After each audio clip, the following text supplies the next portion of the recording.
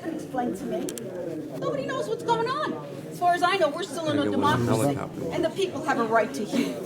So what happens is that the Board of Education, and specifically Mr. Bagley, who's been given the responsibility of presiding over facilities committee meetings, and since buildings account for facilities, he wants to give the public an opportunity to ask questions, an opportunity to hear, an opportunity to learn and make sure that their children will be attending a school that is safe for them. And also the people that work there. You want to make sure about that. So that there should be construction. My goodness, no problem at all. And Mr. Bagley can certainly speak for himself, and Ms. Brock and the rest of the board members. It's not that there's not a desire to have construction or jobs for all of you, but there is a serious issue of remediation. Now the property is owned by GE. A lot of you know GE. They bring good things to life, they say. My father worked there and retired from there. And we have people from DEP. One, I imagine you must be Amanda.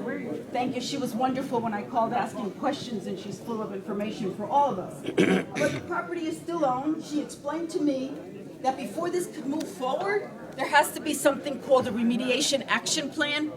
And it means that the owner says what they're going to do to correct it, to take it out.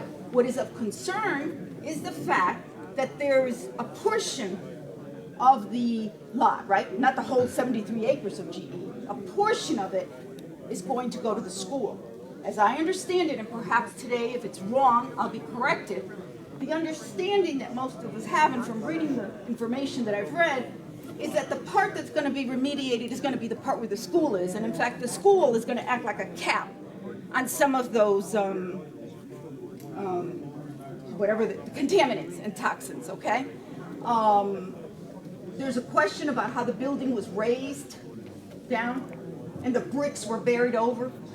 Will there be any toxins that will migrate? I mean, those are just questions that we have. Not about any problems with the constructing of a new school or retrofitting, but I think the community is entitled to hear why the site where the school is at couldn't be fixed. And all of you could have worked and had your jobs there and fixed it there. Who made the decision and why? And if you did make that decision, the powers that be, is it in the best interest of the children and the public health of all of us that have to be by there? So that is what Mr. Bagley asked me to help him. So when you ask why, it's what I do. Most of you, I mean, I have a legal background and I research. I do this voluntarily.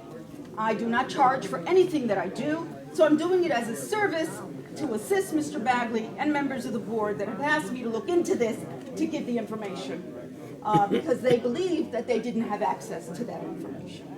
So I have other,